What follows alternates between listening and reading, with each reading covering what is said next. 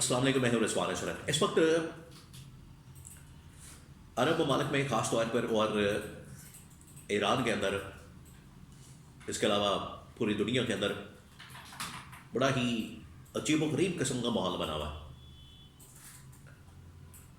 और उसमें डायरेक्ट पाकिस्तान के साथ जो उसका लिंक बनता है, डायरेक्ट उसका जो इम्पैक्ट पाकिस्तान के ऊपर आता है, ये तमाम डेवलपमेंट्स का जो बड़े पैमाने पर हो रही है इस वक्त दुनिया में, जिसमें एक तरफ ईरान के अंदर होने वाले मुजाहरे बहुत बड़ी तादाद में, वहाँ पर लोग सड़कों पर एहतजाज कर रहे हैं, प्रोटेस्ट कर रहे हैं, एक इनकलाब की सूरत हाल बनी हुई है। बहुत सारे लोग उसमें मारे गए हैं, ज़ख्मी हो रहे हैं और बहुत डेवलपमेंट्स हो रही है, वहाँ पर बड़ी बड़ी खबरें सामने आ रही। दूसरी जानिब सऊदी अरब और यूएई मुख्तलिफ ममालिक में बतौर प्रॉक्सी के तौर पर जब ये ऑपरेट कर रहे हैं तो इनके मफादात आपस में क्लैश कर रहे हैं। अब इसमें जो पाकिस्तान का किरदार है वो भी सामने आ रहा है, जिसकी वजह से मोहम्मद बिन सलमान ने पाकिस्तान के डिप्टी प्राइम मिनिस्टर और फॉरेन मिनिस्टर वज़ीर ख़ारजा इसहाक़ डार को बुलाया सऊदी महल में। किस मकसद के लिए बुलाया, वहाँ पर क्या मामला डिस्कस होगा, इसके बारे में बड़ी अहम तरीन मालूमात ईरान के मतलब, सऊदी अरब और यूएई के मतलब, गज़ा के अंदर फौज भेजने के मतलब, इसराइल, अमेरिका, इन तमाम मामलात के ऊपर जो बड़ी बड़ी डेवलपमेंट्स हो रही हैं, इनका डायरेक्ट किस तरीके से पाकिस्तान के साथ लिंक बनता है और पाकिस्तान को क्या करना चाहिए। एंड पर मैं आपको बताऊंगा कि पाकिस्तान को क्या करना चाहिए। पहले मैं आपको ये 3-4 बड़ी डेवलपमेंट्स के मतलब बताता हूँ, क्या हो रहा है दुनिया में इस वक्त और उसका फिर इम्पैक्ट क्या आएगा पाकिस्तान पर। तो पहले मैं थोड़ा सा जिक्र करता हूँ इसराइल, अमेरिका और गज़ा फ़लस्तीन के मतलब। अब ये जो महीना जा रहा है जनवरी का, इसमें उनकी जानिब से डिमांड बढ़ती जा रही है, डिमांड पुरजोर किस्म की फरमाइश और मुतालबा आ रहा है अमेरिका इसराइल की जानिब से कि आपने जो हमारे साथ वादा किया, हमारे साथ जो आपने इस हवाले से कौलो करार किया, उसके ऊपर अमल दरामद करें और गज़ा के अंदर, फ़लस्तीन के अंदर अपनी फ़ौज को भेजें। और इसमें पाकिस्तान एक लीडिंग पोजीशन के अंदर मौजूद है, इस वजह से इसका इम्पैक्ट पाकिस्तान के ऊपर बहुत ज़्यादा है।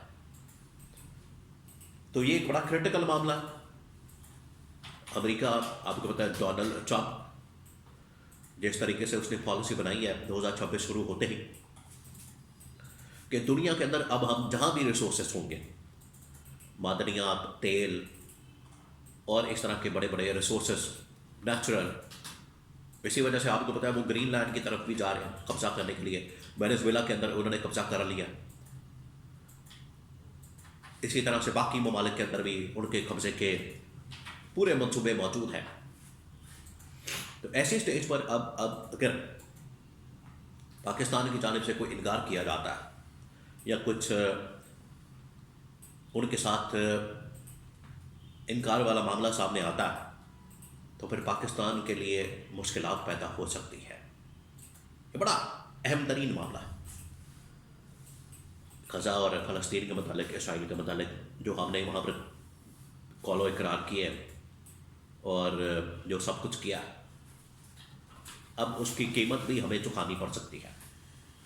अब आ जाए सेकंड डेवलपमेंट बड़ी, सऊदी अरब, यूएई, फिर मैं ईरान और उसके बाद फिर पाकिस्तान का जो इसमें किरदार है उसके ऊपर बात करता हूँ। सऊदी अरब और यूएई, आपको पता है ये मुख्तलिफ ममालिक में, जिस तरह से सूडान के अंदर, यमन के अंदर, या फिर इधर शाम के अंदर, या फिर सोमालिया के अंदर प्रॉक्सी के तौर पर ये ऑपरेट करते हैं।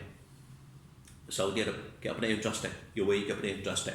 पहले तो इनका एक राइवलरी चल रही थी, आपस में क्लैश था, आपस में मुकाबला था इकोनॉमिक और अपनी एक जाइंट बनाने के लिए, इकोनॉमिक जाइंट बनाने के लिए। अब ये प्रॉक्सी का सिलसिला शुरू हो गया। इसमें पाकिस्तान जो है उससे हर सतह के ऊपर ताबन मांगा जा रहा है, कोऑपरेट मांगा जा रहा है कि आप हमारे साथ कोऑपरेट करें, ताबन करें। सऊदी अरब, यूएई, एक तरफ यूएई है, एक तरफ सऊदी अरब है। तो इसी वजह से, मकसद के लिए, जो इस वक्त मोहम्मद बिन सलमान है, उन्होंने पाकिस्तान के deputy prime minister, foreign minister Ishaq Dar को बुलाया है इधर सऊदी शाही महल के अंदर, ताकि उनके साथ डिस्कस किया जाए कि आप ये जो हथियार फराहम करना या डीले करना या बाकी मामला, इनको थोड़ा कंट्रोल करें और एक साइड लें। नंबर 3, ईरान इस वक्त दुनिया में सामने आ चुका है सेंटर स्टेज के तौर पर, जहाँ पर इस वक्त इनकलाब की सूरत हाल, खाना जंगी की सूरत हाल पैदा हो चुकी है। वहाँ पर मुजाहरे हो रहे हैं, लोग सड़कों पर हैं, एहतजाज हो रहे हैं, मार धाड़ हो रही है, जलाओ घेराव हो रहा है, कभी किसी दफ्तर को जलाया जाता है, कभी किसी सरकारी, तो वहाँ पर हालात बड़े ख़राब हैं। और उसकी वजह से वहाँ पर किसी वक्त भी रजीम चेंज ऑपरेशन हो सकता है, एक नया बंदा ला के बिठाया जा सकता है, और वो ज़रूर पपेट होगा। ये वही रजीम चेंज ऑपरेशन जो कि अमेरिका करता है पूरी दुनिया के अंदर, मुख्तलिफ तरीका इस्तेमाल करता है। पाकिस्तान के अंदर भी इसने किया, अमेरिका ने नो कॉन्फिडेंस के ज़रिए इमरान खान के ख़िलाफ़ कहीं पर ये खाना जंगी की सूरत हाल एहतजाज वगैरह करवा के करता है, कहीं पर डायरेक्ट बंदा ही उठा लेता है। वेनेजुएला में जिस तरह से सदर को उठा लिया, तो ये भी अब सूरत हाल अगले 24-48 घंटों के अंदर डेवलप हो सकती है। अब ये जो ईरान, सऊदी अरब और बाकी चीज़ें, इनका डायरेक्ट इम्पैक्ट जो है पाकिस्तान के ऊपर आ रहा है, कहीं ना कहीं से पाकिस्तान इनके साथ लिंक हो जाता है।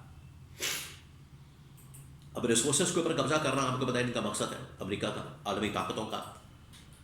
इसमें साबिक वज़ीर ख़ारजा अमेरिका के माइक पोम्पियो ने कहा था नेचुरल रिसोर्सेज के ऊपर कब्जा करना मकसद है, इस वजह से ईरान के बाद बलूचिस्तान का नंबर लग सकता है। तो ये बड़ी ख़तरनाक चीज़ है, इस वजह से पाकिस्तान को अलर्ट होने की ज़रूरत है। पाकिस्तान इस वक्त अलर्ट पर है, पाकिस्तान इस वक्त बड़ी ही क्रिटिकल सिचुएशन में आ चुका है, और इस स्टेज के ऊपर, इस क्रिटिकल मौके पर पाकिस्तान को चाहिए यहाँ की तमाम जो पॉलिटिकल लीडरशिप है, मिलिट्री लीडरशिप है, यहाँ पर जो पॉलिटिकल जमातें हैं, तमाम जो स्टेक होल्डर्स हैं, उन्हें एक पॉइंट के ऊपर आना चाहिए। अगर ये एक पॉइंट के ऊपर नहीं आते तो इसके जो आगे से ख़तरात हैं बड़े ख़तरनाक हो गए, जो खदशात हैं। तो एक पेज पर आना, एक पॉइंट पर आना, तमाम पॉलिटिकल जमातों का इकट्ठा होना, ये बड़ा ज़रूरी है, वक्त की ज़रूरत है इन तमाम मामला को सामने रखते हुए। ख़ास तौर पर ये ईरान के मामले को, ईरान में अगर रजीम चेंज ऑपरेशन हो जाता है तो इंडिया, इसराइल और अमेरिका, तीनों ताकतों का एक पपेट गवर्नमेंट आ सकती है, पपेट नुमाइंदा आ सकता है, जिसका डायरेक्ट इम्पैक्ट पाकिस्तान पर होगा।